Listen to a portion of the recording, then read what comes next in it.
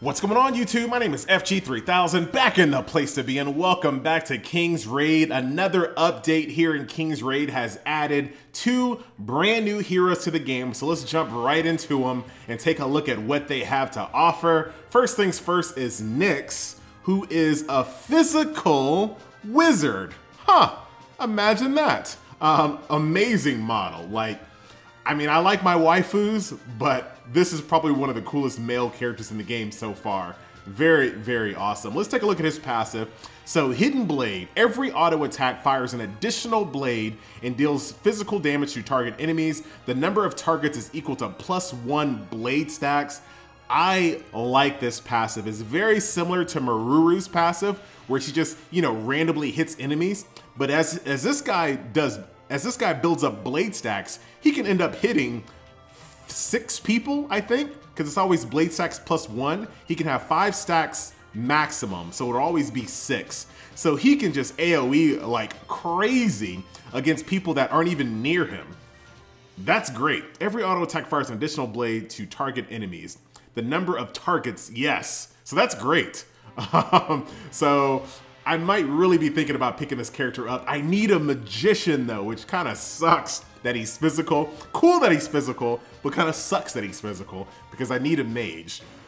But anyway, let's take a look at his setup here in combat. So first things first, Dimension Blade. Deals physical damage to target enemies.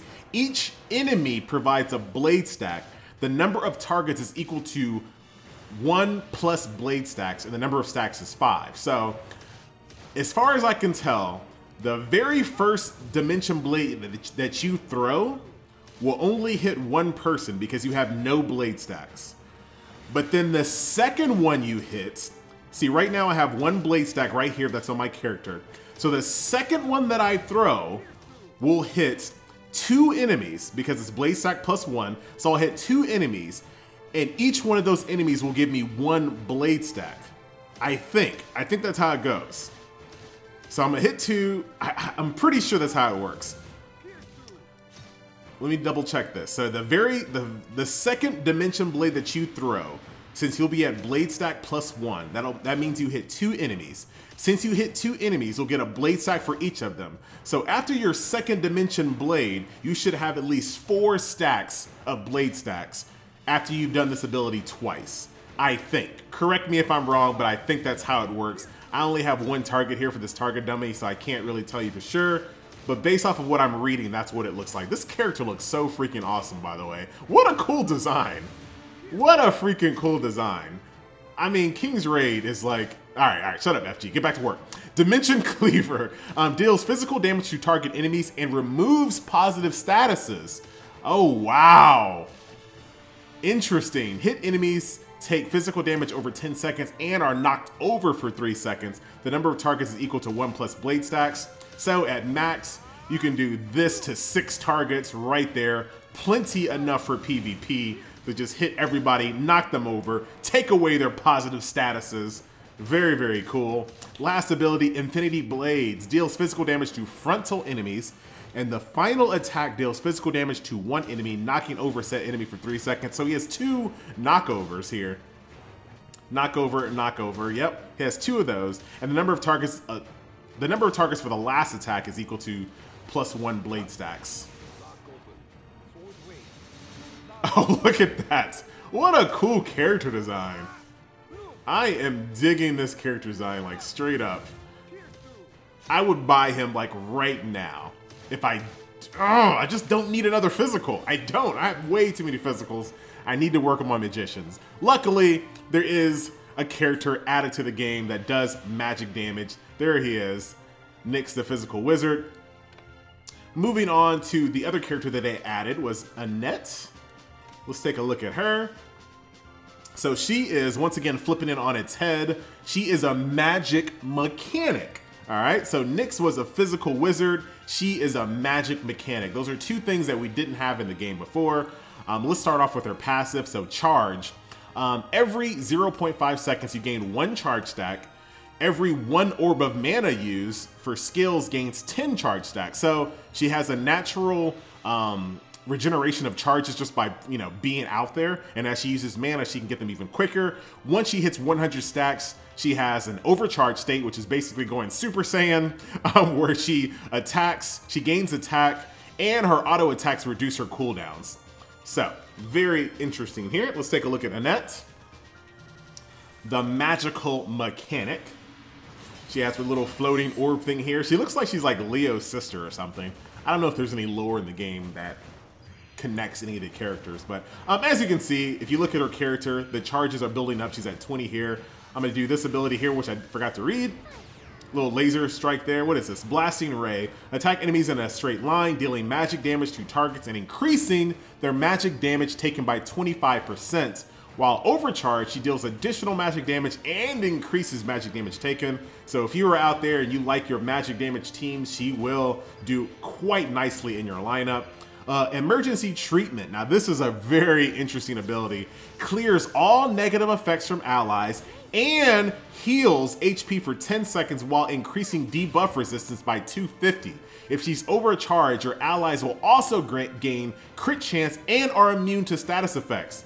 Ladies and gentlemen, we have a primary DPS character that has a heal and a support ability that only costs 2 mana that she can reduce really quickly if she's in overcharge state. Think about that for a second. So what you can kind of do here, let's kind of build her up here. Well, let's take a look at her ultimate while we do this. Process of elimination. Target a random enemy, firing an energy ball that explodes, dealing magic damage to nearby enemies. And when she's overcharged, deal even more magic damage, stun enemies for 5 seconds. Think about that for a second. So, all right, so she's building up her stacks here. She's almost about to go Super Saiyan. So 85. She's about to hit 90. There she is. So, overcharge. So you can do this, increase your crit chance, and then just blow up the entire field. Look at that.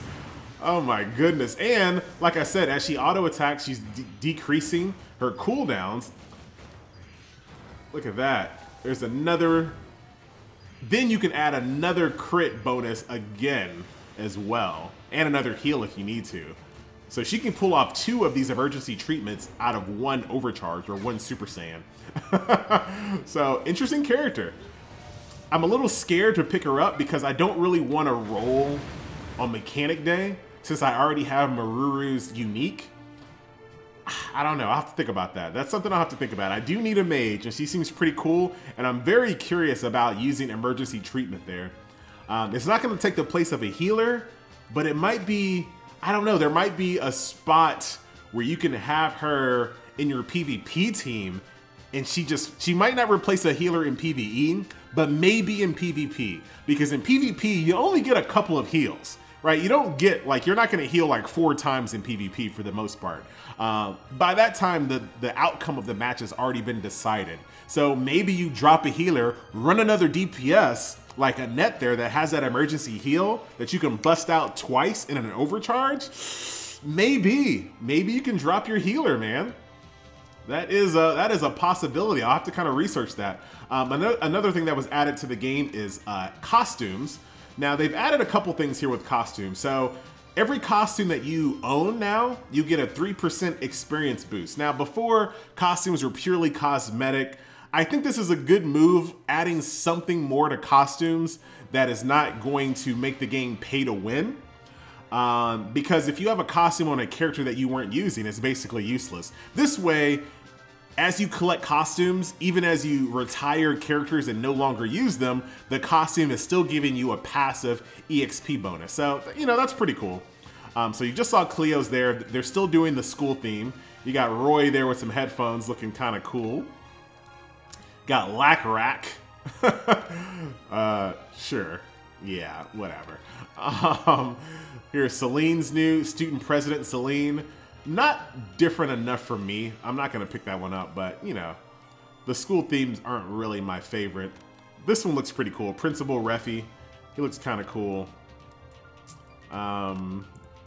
She also has a new update on her face. I really can't tell the difference. I never really looked at her that hard, so but her model on her face has improved or changed in some way. Her new costume just doesn't look different enough for me. It's not dramatic enough. You have Emo Ice Wizard here. Are those like perfume bottles? Like, what are you doing here? like what's happening? Those are 2 floating perfume bottles. I don't even know. You got Jane, Sailor Uniform Jane, who's gonna hit you with her locker. Kind of cool there. Leo, who is already kind of like in a school outfit, so put some pants on. God, not a lot has changed there. Luna the same way, not really dramatic. I'm kind of looking forward to the next theme. The school theme is cool and all, but looking forward to the next theme. Here are the new characters. It doesn't look like they translated everything just yet. Here is the new hero here, NYX. Pretty cool costume here, and he takes off his hood there on the last one. Very cool costume here in the end. Digging that very much. Looking forward to see what their uniques look like. Here's Annette. When she gets her school costume, she's probably going to be in the same boat. Won't be very dramatic because she kind of looks schooly already. So those are the new costumes that were added. So we got 2 new heroes. We got those new costumes. Stockade, you can do auto now. So you just kind of pick your book and you just go. So that's a new thing that was added. Also, the Tower of Challenge has been reset and the rewards have been improved big time. So this is a very cool thing. And this is something that Vespa has. I screwed up here when I did this earlier today. I just did floor 1 on auto repeat because I was like so used to doing that. And yeah, I wasted a bunch of my turns. But Vespa is really good about updating their rewards in the game to keep pace with the current, the current player base. Like the rewards before just weren't enough. They were good for people that were like day 1 King's Raid players, but for everybody else, they just weren't enough. Vespa has been so good at keeping the rewards up to date. Look at this, 75 now. It used to be like 3, now it's 75. They've been so good about keep 80 books, about keeping their rewards up to date and current with the current player base. And they don't care that a new player, like if a player starts today, they're gonna get the best like boost ever. The login rewards are great, the dailies are great, the towers are great. So if you're a new player, you're gonna get a really massive benefit. And they don't mind that. They don't mind that new players are gonna get a leg up to kind of catch up with the current player base. In fact, I think they welcome it. A lot of these other companies just take so long to update their rewards, and it's just kind of ridiculous. And I know a lot of people that watch my King's Raid videos do not play DC Legends, but I'm gonna kind of use DC Legends as a quick example here. DC Legends has this thing called Green Essence, and you use Green Essence as a currency for so many things. But the way the game is today, you don't get enough Green Essence. Like the amount of Green Essence that you get in DC Legends has been outdated for several months. Like you get a pitiful amount of Green Essence every day. And it just seems like they just refuse to update the amount that you get every day to keep pace with the current player base. And I have no idea why. And it's been several months since it's been terrible, and it just gets worse every day. Here in King's Raid, Vespa didn't even let it get bad. Like, they didn't even, like, the first thing they changed was fragments. These used to be like 10 fragments. They updated these to 100 like so fast. And then they updated all the other rewards shortly after that. They updated the Tower of Challenge. They've updated all the missions, the weeklies. They added the Full of Stamina events. They've been adding so many things because they realize that over time, you need more and more materials, mats, whatever you want to call it, because things cost more. I mean, that's just the way these games work. The further you go in the game, the higher things cost. So let's improve our dailies to keep pace with that. That's the way Vespa does things. Not a lot of other companies do that, which is really, really annoying. But that's gonna do it for this video. Those are the only things off the top of my head that were added. But don't forget to check out the King's Raid Reddit as well as the Facebook. They're both extremely active. You can kind of see the full details of all of the changes there. Let's actually go give you a quick look of who's in my hero in here. Hey, how about everybody's favorite orc shaman, Kahlua, I think. That's like alcohol or something, but whatever. We got our nice little orc there in the in our inn.